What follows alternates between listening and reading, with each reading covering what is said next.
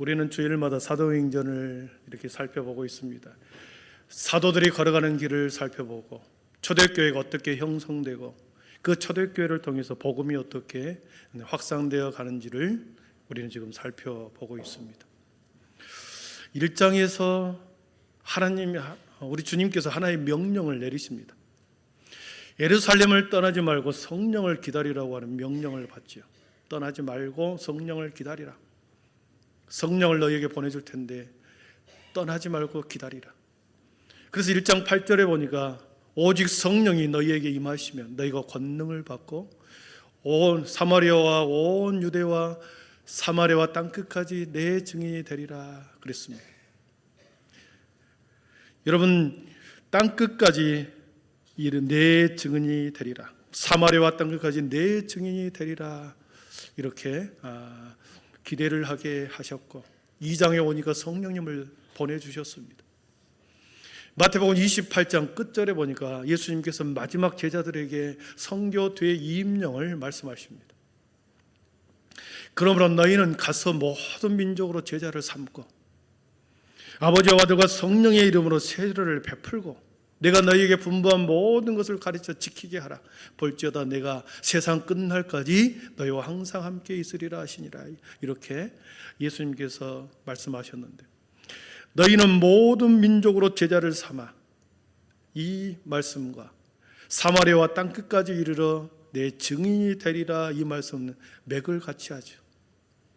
모든 민족으로 제자를 삼고 땅끝까지 이르러 내 증인이 되라고 하는 것은 같은 맥락이죠.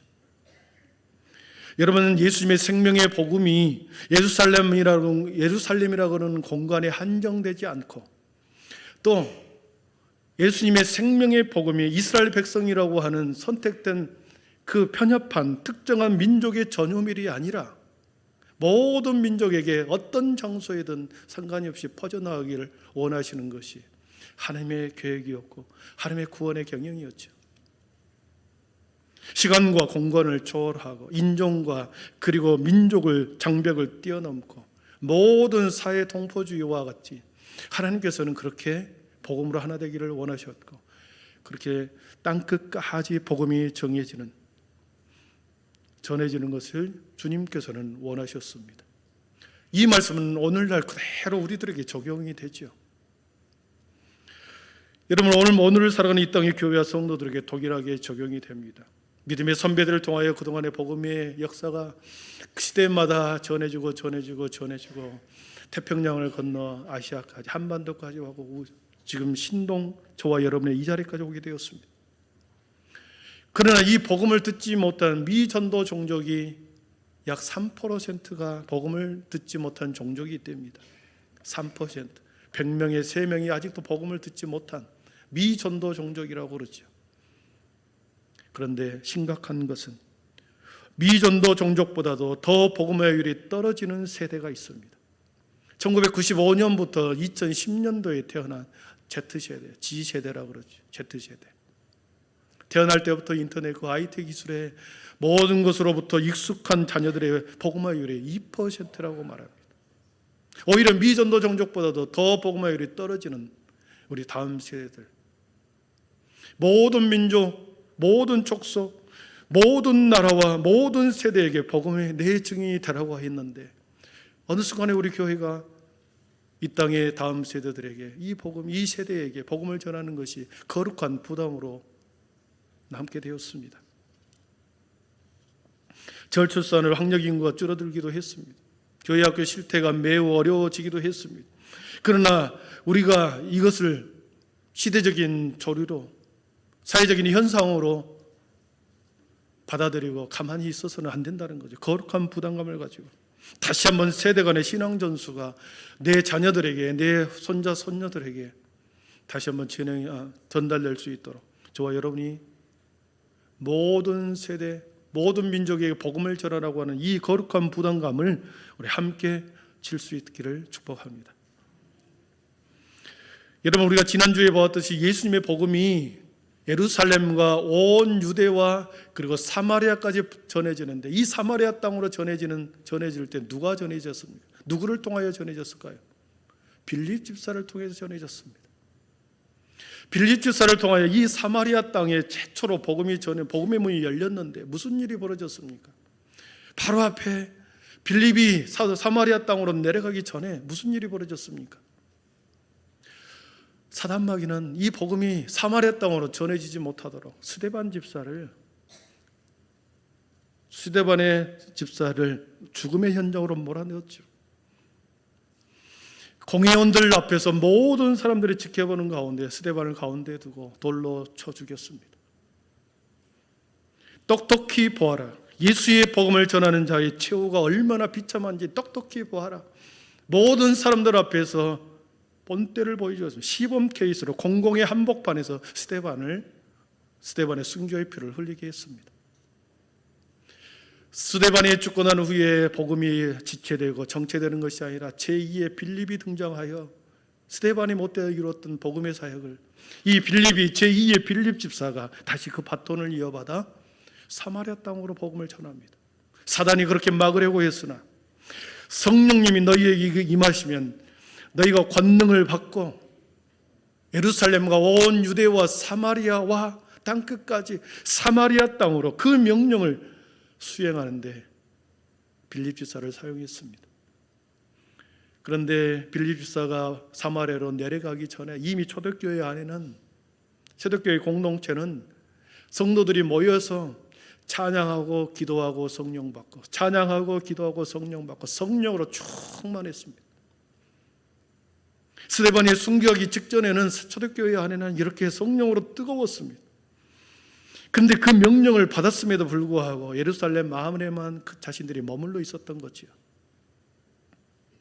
왜 그들이 예루살렘 안에만 머물러 있었을까? 전도하지 않고 피상적인 신앙생활에 만족했던 이유는 전도를 하기 싫어서였습니다. 흩어지고 전도하는 삶이 힘들고 어렵고 창피하고 그리고 부끄럽고 수고로움이 있고 많은 싫은 소리를 들어야 하고 물질을 내어줘야 하고 그 사람을 위해서 끊임없이 기도해 줘야 하는 이 전도의 사명이 매우 힘들기 때문에 예루살렘 교회 안에서만 찬양하고 기도하고 성령 받고 자기들끼리 안에만 모여 있었던 거죠. 그런데 거기에 스데반의 순교를 통하여 큰 박해를 통하여 그들 속에 있는 성령의 뜨거운 불을 가만두지 아니하고 박해를 통하여 순교를 통하여 그를 흩으시기 시작합니다. 동서남북으로 다 흩어졌을 때 비로소 자신들이 어떤 사명을 감당해야 할지를 깨닫게 된 거지요. 자기 속에 있던 불을 가지고 소명을 깨닫고 박해를 피하여 동서남북으로 흩어지기 시작합니다. 여러분, 지도자가 있다는 사실은 매우 중요합니다. 이 박해가 있었을 때 사도를 남겨두고 극소수 사람만 남겨두고 다 뿔뿔이 흩어졌습니다. 그들이 흩어졌을 때 의지해야 할 지도자가 함께 따라가지 않았거든요.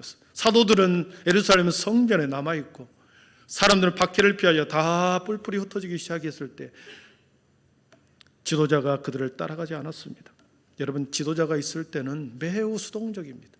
지도자가 있었을 때는 매우 의존적이고 수동적으로 시키는 것만 이렇게 했던 거죠. 그러나 지도자가 없을 때 뿔뿔이 흩어져서 자신들의 사명을 감당했을 때는 그들이 스스로 이제는 주도적으로 지도자가 되고 복음을 전하는 주체적인 그리스도인이 되었습니다. 여러분, 복음과 성령의 능력이 예루살렘이라고 하는 이 교회 안에만 머물고 있다고 한다면 이것은 어떻게 되겠습니까? 복음이 성전 안에만, 교회 안에만 머물고 있다면 우리끼리 교제하고 예배드리고 찬양하고 우리들끼리 먹고 마시고 교제하고 찬양하고 교회 안에만 머무르고 있다면 어떻겠습니까? 복음이 12사도들의 전유물이 될 뿐입니다. 어떤 특정한 사람의 전유물이 된다는 것은 이 복음이 사회화가 될 수 있다는 걸 말합니다. 교회의 공적인 기능이 사라지고 사적인 기능이 편중되고 소수의 사람들에 의해서 이 복음이 점령되어 버리는 그런 교회, 예루살렘 교회, 그리고 지금의 교회 될 수가 있다는 거죠. 사도들의 설교만 듣고 사도들의 설교의 내용을 듣고 그 안에서 교제하고 사랑하고 나누고 자기들끼리만의 복음에 안주하는 것은 고인물이 될 수밖에 없는 거죠. 교회도 그렇고 가정도 그렇습니다. 지금 이것이 안전하구나. 지금 이것이 편안하구나. 이렇게 하는 것이 그냥 이렇게 적당히 있는 것. 지금 이것이 편안한데 이 안에 머물러 있다고 한다면 고인물이 될 수밖에 없는 거죠. 여러분, 중세 천년에 사제들에게 사제불의 전유물이었던 이 헬라어 히브리어의 성경이 마르틴 루터에 의해서 독일어로 번역이 되지 않습니까? 중세 천년 동안 사제들의 손에만 묶여 있었던 이 복음이 마르틴 루터가 독일어로 번역한 이후부터 모든 사람들에게 복음이 전해진 계기가 된 거죠. 여러분, 교회라고 하는 것은 그렇습니다. 멈추고 그 안에 고인물로 되어 있다고 한다면 사적인 사유물이 되어버리는 거죠. 주님의 마음은 지금도 이 땅의 교회가 현실에 안주하지 않고 계속해서 교회에 머무는 복음이 아니라, 교회 안에 머물러 버리는 신앙이 아니라 끊임없이 이웃에게 밖으로 세상으로 확장되기를 원하시는 것이 초대교회도 그렇고 지금도 그렇고 앞으로 미래에도 그럴 것입니다. 여러분, 이 복음이 때로는 핍박을 통해서, 박해라고 하는 극단적인 조치를 통해서 이 복음이 확산되는 것이 사도행전에는 기록되어 있습니다. 여러분, 특별한 시대에는 특별한 은혜를 입은 자들이 필요합니다. 민족 해방을 위해서 모세가 필요했을 그때는 모세를 훈련시켰고, 바벨론 70년의 포로 생활을 위해서는 다니엘이라고 하는 젊은 청년을 준비했고, 바울 사도를 통해, 오늘 본문에 보면 바울 사도를 통해 세계 복음화를 위해서 바울을 준비합니다.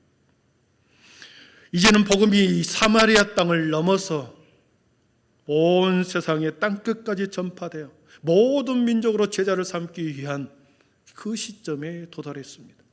사마리아를 넘었고 이제는 땅끝까지로 가야 하는데, 이 생명의 복음이 땅끝까지 전해질 그릇, 그 한 사람, 특별한 한 사람, 최선봉에서 이 온 땅으로 복음을 전하는 복음의 문을 열어야 할 사람, 엄청난 도전이 있고 엄청난 시대적 사명을 뚫고 나가야 할 한 사람, 그 특별하게 준비된 한 사람이 오늘 본문에 사울이 등장하죠. 여러분, 그 사울을 통하여 복음의 세계화의 문을 엽니다. 그러나 회심하기 전 사울의 모습은 어떤가? 우리 1절과 2절을 한번 보겠습니다. 사울의 모습 같이 읽습니다. 사울이 주의 제자들에 대하여 여전히 여러 해당에 가져갈 공문을 청하니, 이는 만일 그 도를 따르는 사람을 만나면 남녀를 막론하고 결박하여 예루살렘으로 잡아오려 함이라. 아멘. 사울의 주의 제자들에 대해 여전히 위협과 살기가 등등했다 그랬습니다. 사울의 신앙은 그런 것이죠. 구약의 율법을 믿어왔던 선조들의 이 유대교, 야훼 하나님을 믿어야지. 왜 예수를 믿는가? 십자가에서 신성 모독죄로 죽은 그 십자가에 쳐서 죽은 예수를, 죽임을 당한 그 자를 추종하는가? 나사렛 예수라는 사람을 믿고 추종하는가? 과거에부터 믿어왔던 야훼 하나님을 믿어야지. 왜 예수 그리스도를 믿는가? 그들을 추종하는 자들을 잡아들이고 박해하는 것이 당연하다고 이 사울은 생각한 거죠. 가장 열심히, 가장 특심으로, 가장 공명심을 가지고, 위협과 살기를 가지고 그는 앞장서 자신의 기득권, 자신의 종교의 신앙을, 그 위협심을 가지고 다메섹으로 갑니다. 여러분, 사울의 열심 안에는 민족 종교에 대한 열심이 있었던 거죠. 민족 종교에 대한 자신의 종교적 정의감과 의협심이 투철했던 거죠. 어느 누구보다도 특심했던 거지요. 사울은 자신의 믿음의 열심을 따라서 잘못 걸어가고 있는 우리가 금지했던, 전하지도 말고 듣지도 말라고 했던 그 예수의 복음을 전하는 저들을 잡아들이는 것은 당연하다. 혈기가 등등하고 격렬하게 그들을 잡으러 갑니다. 여러분, 크게 착각하고 있는 사람들에게 그 사람에게 큰 충격파가 이루어지기 위해서는 어떻게 해야 합니까? 크게 착각하는 사람들에게 그 착각을 깨트리기 위해서는 어떻게 해야 합니까? 뭔가 잘못 가고 있는데 혼자만 모르는 겁니다. 다른 사람은 다 아는데 혼자만 모를 때 이 크나큰 착각, 크게 착각하고 있는 사람들의 그 착각을 깨트리기 위해서는 큰 충격이 필요합니다. 사울의 거대한 착각을 시정하기 위해서는 엄청난 충격을 준비하고 있습니다. 커다란 충격이 없이는 자신의 신념을 깨트려지지 않고 자신이 믿는 잘못된 신앙을 결코 개종하지 않을 것입니다. 자신의 잘못된 신앙을 결코 버리지 않을 것이기에 강력한 충격요법, 이것이 필요했던 거죠. 여러분, 잘못된 종교적 신념과 열정이 얼마나 무서운 결과를 가져오는지 우리는 역사적으로 압니다. 200년 동안 십자군 전쟁을 보십시오. 수십만 수백만의 사람들이 200년 동안 싸움을 하는 이 십자군 전쟁.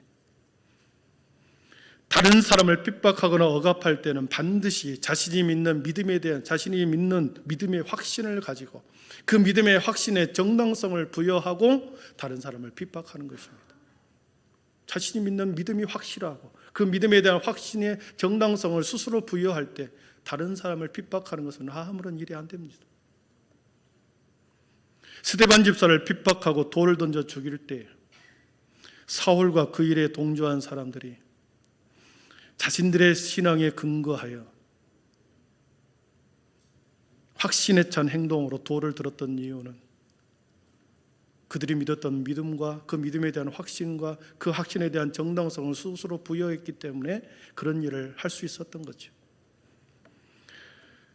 자신들이 믿는 야훼 하나님의 율법에는 분명히 살인하지 말라라는 규정이 있습니다.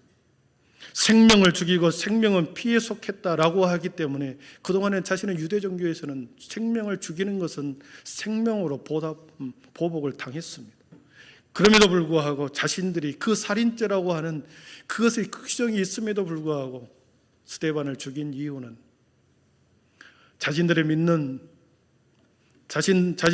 그 믿음과 그 행위가 정당하다고 스스로 믿었기 때문에 그 잘못된 믿음의 근거를 바탕으로 하여 스데반의 죽음을 이르게 한 것이죠.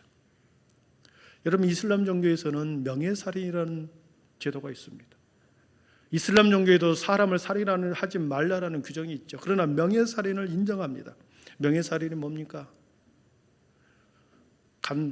간통을 저지르거나 정조 상실을 위하여 아들이 정조를 상실하거나 간통하여 집안의 명예를 실추했을 때는 형제가 됐든 가족이 됐든 부모가 됐든 그 자식을 죽여도 된다는 것이 명예살인이라는 거죠. 가정의 명예를 실추했기 때문에 죽여도 된다라고 하는 명예살인 제도를 인정합니다. 그렇기 때문에 쉽게 죽이는 거죠.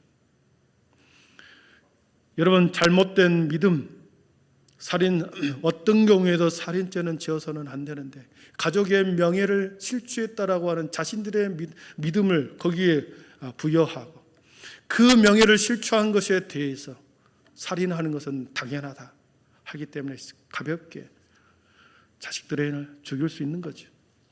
여러분, 이단에 빠진 사람들을 보십시오. 잘못된 믿음과 신념을 가지고 방송실을 점거하고 방송실의 직기를 깨트려버리고 교주를 위하여 기꺼이 테러를 감행하지 않습니까? 잘못된 믿음의 그 확신을 갖고 스스로 정당성을 부여할 때는 엄청난 일을 벌이더라는 거죠. 여러분, 예수님을 믿는 일에 있어서 가장 커다란 방해가 되는 우상이 있다고 한다면 그 우상은 자기 자신입니다. 자아가 강할수록 자신의 고집을 꺾고 신앙에 돌아서는 것이 매우 어렵습니다. 잘못된 믿음과 신념이 스스로 정당성을 부여하는 행동을 스스로 그렇게 부여할 때 다른 사람을 쉽게 정죄하고 다른 사람의 잘못을 지적하면서 자신은 유로운 척 그렇게 함부로 행동할 수 있다는 거죠.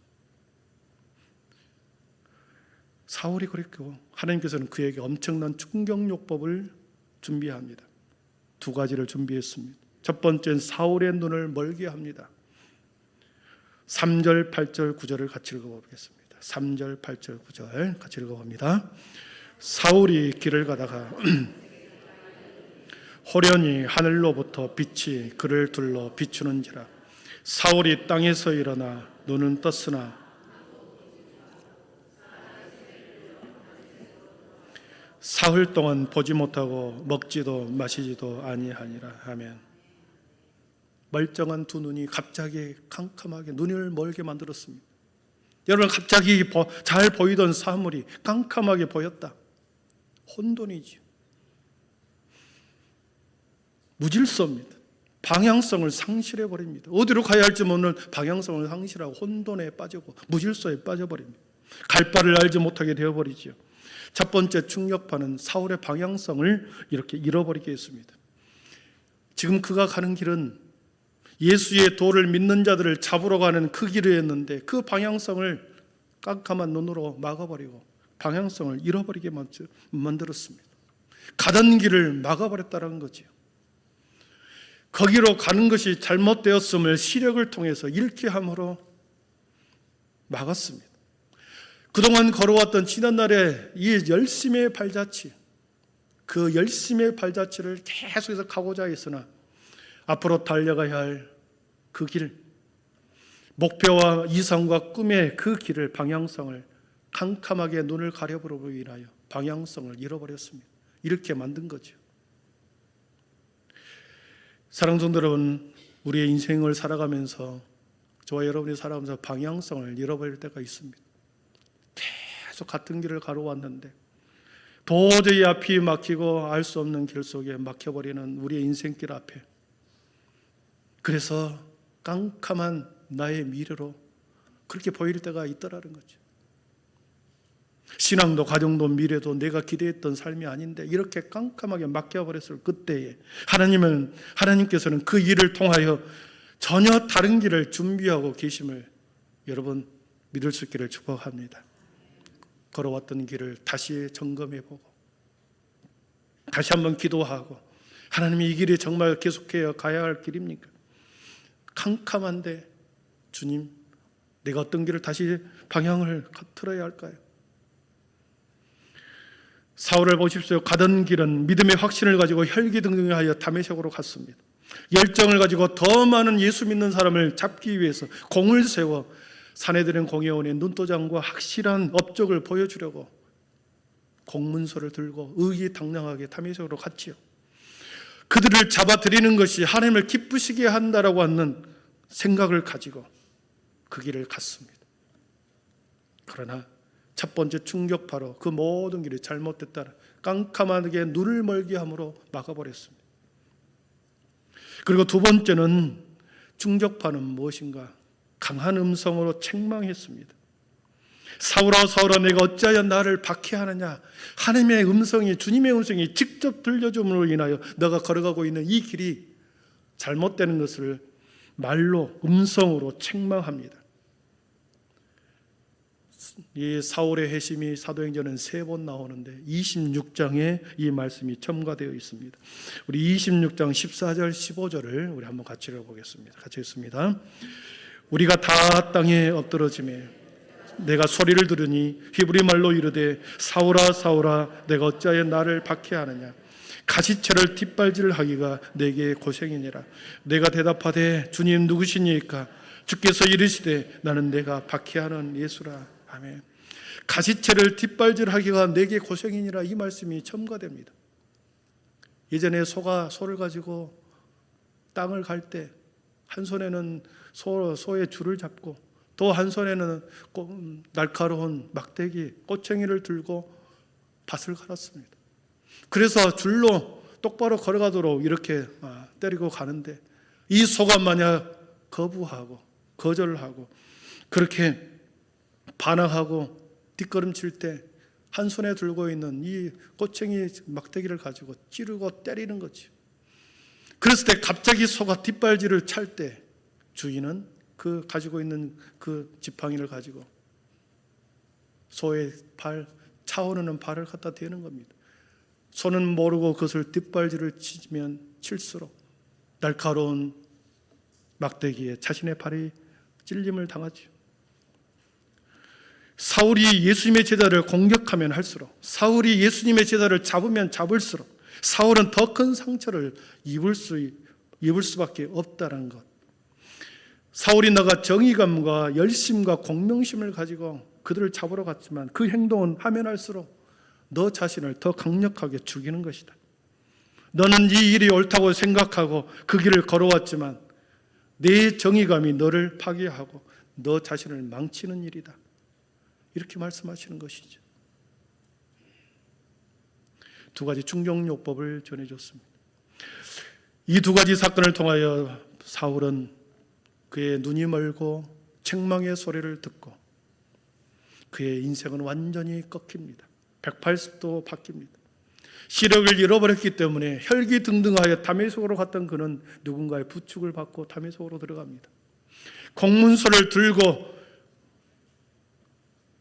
합법적인 문서를 들고 의기장량하게 다메섹으로 갔으나 공문서가 어디 있는지도 모르고 발견하지도 못하고 누군가의 부축을 받아서 다메섹으로 들어갑니다. 엄청난 충격적인 사건을 통하여 사울은 자신의 이름을 바울로 바꿉니다. 높은 자, 사울, 존귀한 자, 높은 자라고 하는 뜻이었으나 낮은 자, 비천한 자, 여호와께 구한 자, 바울로 이름을 바꿉니다.